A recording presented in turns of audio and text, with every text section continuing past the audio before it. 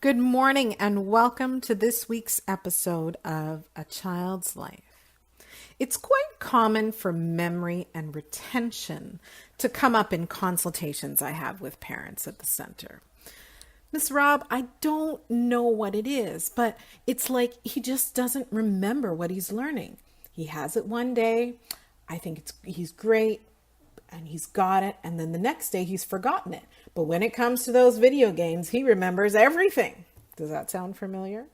Or sometimes I hear my older students saying, Mrs. Robinson, I read the page over and over and over, and I just can't seem to remember it. So for today's episode, we're going to spend some time talking about how to help your child improve their memory. Firstly, as with most topics we discuss, it's important that the three building blocks are taken care of. Ensure that your child is getting enough sleep, has a healthy diet, and is getting enough exercise.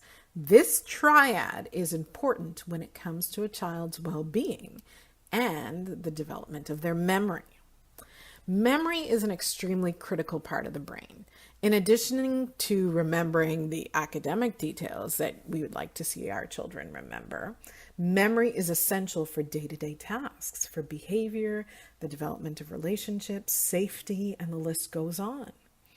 Memory is essentially the brain's ability to store what it has been taught.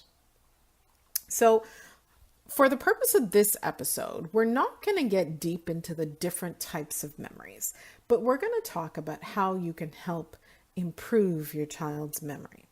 Firstly, if your child is learning something new, try and link it to something that they already know. This is what tends to happen in schools. So children will first learn to add, and then they learn repeated addition. So for example, 2 plus 2 plus 2 is equal to 6. They then learn that repeated addition can be done, but it can also be called multiplication, so that we have 3 groups of 2, which give us 6.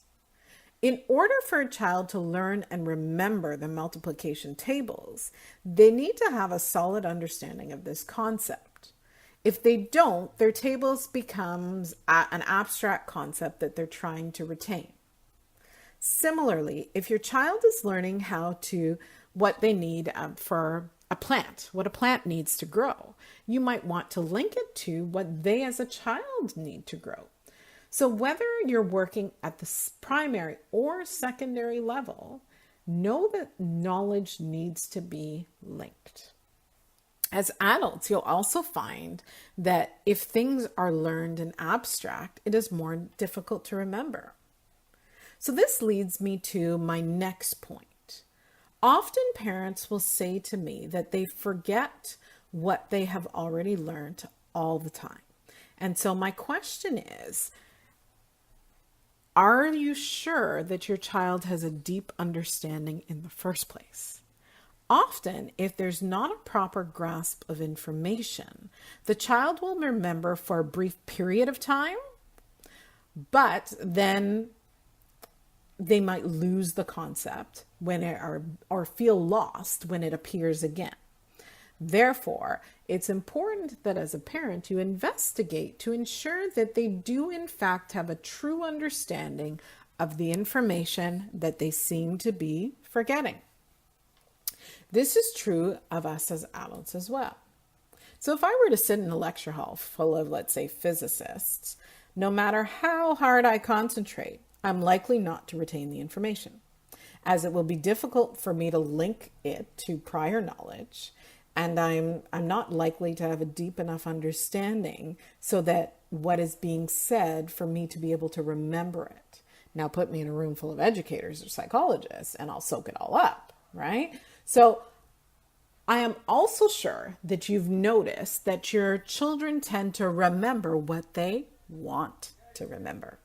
So let's break this down a bit. In most cases, this refers to the things they like or are enthusiastic about. Remember that learning thrives in positive environments. So It's essential to have a positive learning environment where you can learn, help your child learn and develop. Never underestimate how the power of love and enthusiasm in the learning process. Sometimes it may be tempting to say things like, I just don't understand why you don't remember. Or in the presence of this child, this child just doesn't remember anything. But remember that if you say things like this, you are setting a certain expectation. Set the types of expectations you want to see your children rise to. Lastly, try and review the information that you want them to remember in a way that appeals to their learning. Okay? When children like it, they're more likely to remember it. So some children learn best, let's say, with visual stimuli. So things like pictures, graphs, colors, videos, things that they can see. Others learn best by listening. So speaking to them, having discussions, listening to audio clips. And others learn best by doing. So using manipulatives so that they can physically do things with their hands, or experiments and activities that bring their material to life. Although we can dig deeper than these three styles, these three are a great start. A quick Google search of visual, tactile, or auditory teaching methods or activities can help you find specific ideas as it relates to whatever information you want your child to retain. If you find this works well and you want to get a little deeper into learning styles, especially for your high school students where it can help, or high school children where it can help tremendously with their study skills, you can help them complete a multiple intelligences quiz. That will help them identify their most developed learning styles according to Howard Gardner's 8 learning styles. So memory, it can be a complex issue. However, as parents, I believe the best thing we can do is provide a supportive environment in which our children are provided with the resources that support their learning process and a positive attitude to remind them that they can do it. As an educator, I want to remind parents that developing memory also takes intention. Make a plan. Set intentional steps to help your child retain their retention improve.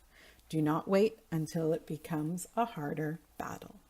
So thank you for tuning in to this week's episode of A Child's Life. If you would like to find out more about Learn and Lead Educational Center or contact me, I can be reached at connect@yolanderobinson.com.